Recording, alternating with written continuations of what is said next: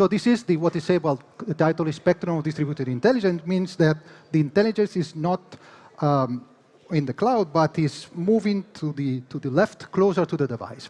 So there are different names for that, but so we have Cloud AI clearly on the cloud. Then we have Edge AI, but Edge can be anywhere in between.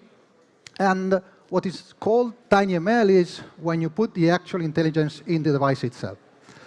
So just a kind of a small step back. So if you see a classical device, so you have the four main components, and you see that energetically, the most expensive is the transceiver. So basically, sending is the most expensive part of our device.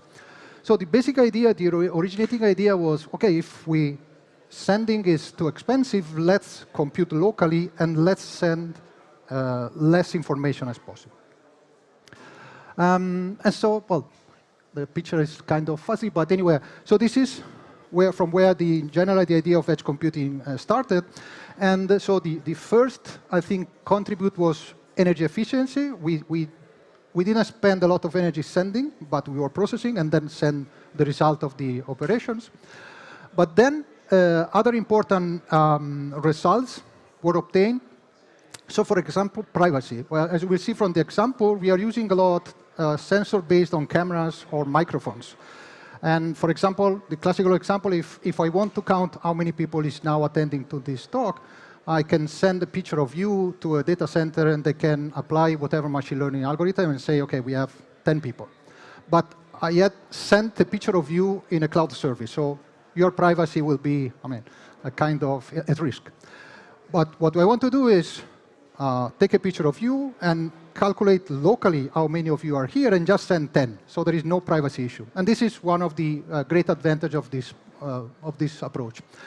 And then the other, as I said, instead of sending an image, I just send a number. So I don't need a lot of bandwidth. So technology like LoRaWAN, for example, or in general, LP1 are fine. Latency, if I need quick reaction locally, I don't have to wait the latency to go back to the cloud service and coming back. So I can process and act locally. And then this can provide some reliability. I'm always skeptical about increased reliability. The idea is that you don't rely on a cloud center, but you always rely on hardware device. And from the experience from many deployments, hardware can fail, either it's in the cloud or local. So but anyway, it's at least it fails in one device. It does not fail for the whole system you are designing. So TinyML. So TinyML started from two researchers at Google in end of 2019, 2020.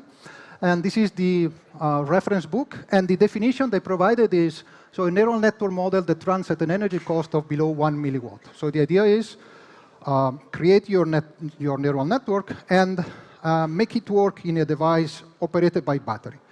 So that's actually the new definition on battery-operated devices. But the idea is low-energy devices. And here we can have some example. The picture is kind of, again, blurry. But you can see what we can achieve with these tiny devices. As you can see, there is one trend. The kind of architecture is basically ARM. So there are a lot of interest from ARM related to this technology. And you can see some of the devices and what you can detect, up to keyword spotting, image classification. And then, so the TinyML frontier kind of, we kind of overcome that barrier. So we enter into what is called EdgeML. So they are not battery operated. They need a lot of energy. Even if you're operating a Raspberry Pi, you still need kind of 14, 15, 20 watt to operate the device. So batteries are a problem. I think it's important, since many of you are from companies, to give a link to this foundation. This foundation was born a few years ago. It switched the name from TinyML Foundation to Edge AI Foundation. And you see on the left are the main companies that are funding this foundation. But there are many companies that are joining this foundation. And they're creating a lot of events. There was just one in beginning of July in Milan. and the next one will be next month in Taipei. And they're kind of big events with a lot of companies showing their study cases, what they're working, and I think it's a very interesting place where to get information. So just some technical notes. Two basic tools that are used in this field. Google was one of the first promoters of the technology. So you know that TensorFlow in machine learning is kind of a reference library. So what they created is the version TensorFlow Lite for this type of devices. Few months ago, the name changed to Lite-RT, but it's TensorFlow Lite. So how to, and here you can see the process to take a model trained as TensorFlow and reduce its size so that it can fit in a microcontroller. And there are kind of specific technique to do that. And you can have a tiny model that fits into your microcontroller device. And then there is another platform that was bought a few months ago, in March, from Qualcomm. And it's totally web-based platform. And it provides you with the whole process from, which is classical machine learning process. So you collect your data, you create your data set, you train the model, you do the testing, and you do the deployment on the device. And this is totally handled, can be totally handled from a website, but it also provides APIs to do it in a more flexible way. But even if you use the web interface to create first deployments, proof of validation products, it's very nice. So some application, just to show you what can be done, or there are a lot of activity there. The first one, which kind of make Google think about this technology is the OK Google. When you want to give some order to your smartphone or to Alexa, whatever, you do some keyword. So there is specific hardware in your device that interpret that specific keyword and then connects you to the cloud server. And that's done locally because it's, as I said before, it's the most efficient way to do it. So from that, a lot of applications were created in industrial IoT, healthcare, agriculture, environment. I just wanted to show you some of them. At the moment, the most relevant area of application is predictive maintenance. So basically, the idea is I try to avoid that my machine or my device or whatever fails, breaks beforehand so that I can stop it, repair it, and then save money. And I don't have to stop my production line for a long period. So predictive maintenance is kind of probably one of the greatest area of deployment in this sense. Just wanted to show some ideas. This product is RAM1, one of the first.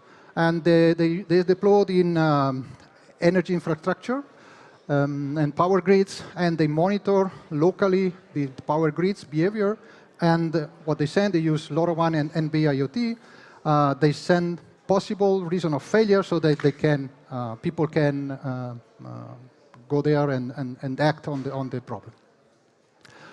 Another company from Norway, Sound Sensing, they are already providing a generic tool which, based on sounds, what they do is they install the software, they monitor the classical sounds in your environment, they detect regular pattern from abnormal pattern, and they can inform you when those abnormal patterns are present so that you can act and solve those problems. And then another one, this is from Colombia. This is more related to healthcare. And what they have to do is these monitors that they deploy on your body, and they're used locally without any connectivity to detect pneumonia.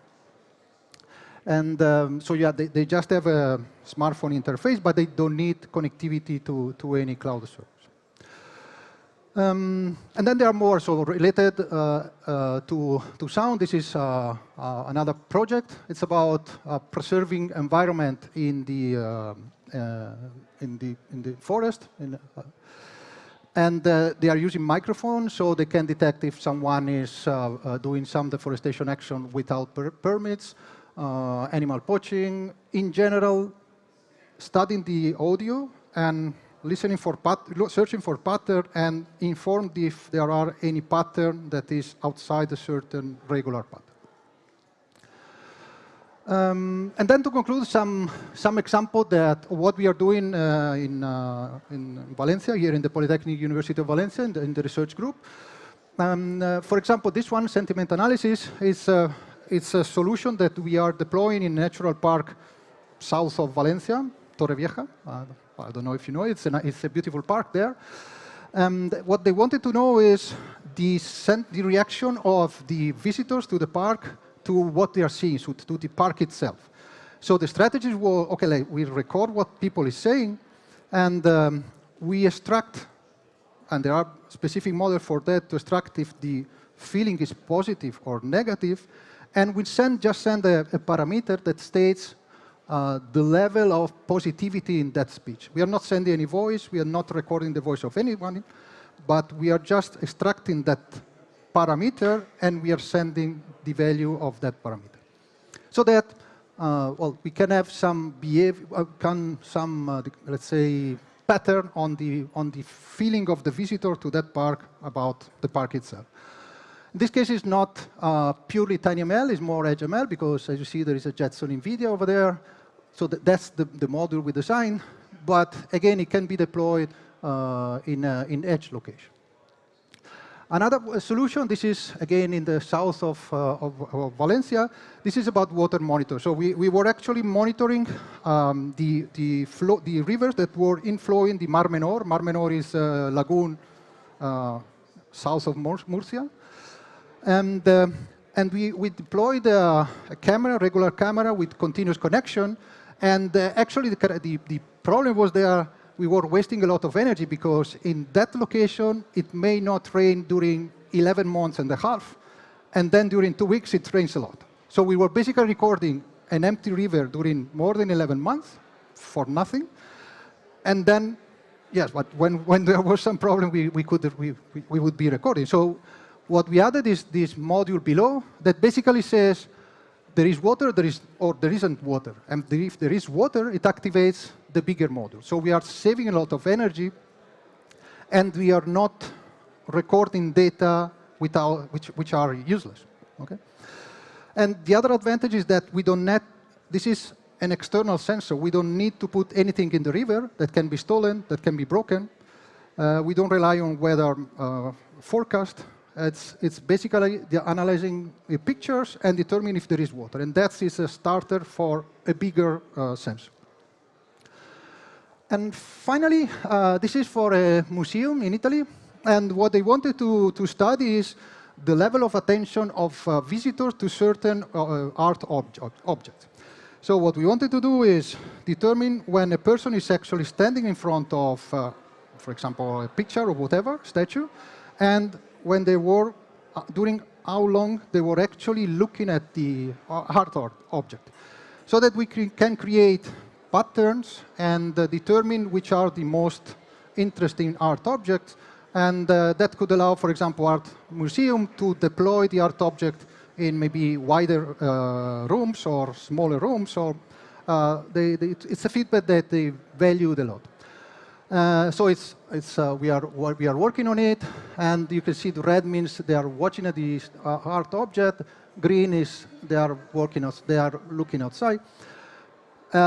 This is complicated because TinyML is tiny, so the machine learning cannot do anything that could be done with much more powerful machines. So even determining there is a person and the person is watching this direction, a TinyML is kind of tricky problem to be solved, but it's possible. And again, here the most important thing is, beside the information that we are getting, is privacy is complete. We are not sending who is watching and how long is watching. We are just sending information that true people were watching during 10 minutes.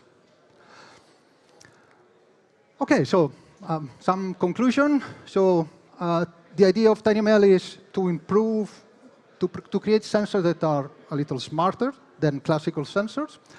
The idea is that we don't send the raw data. We process the data locally because it's cheaper energetically, and we just send the result of our processing. This has a lot of advantages. One of the advantages is scalability. beside the one I said before, the scalability, you can deploy many more sensors, and you don't need a big, powerful data center because much of the processing is done locally. And another one, which, at least for the application we are working with, which relates to taking a lot of picture or listening a lot to people, what people is saying, the advantage of providing you privacy, so not disclosing any kind of specific information about the users, it's kind of crucial. So I think it's very attractive because nowadays there is a lot of concern about privacy, and this solution, they don't give any problems with the privacy point. Thank you for your attention, and if you have any question, you can contact me over there.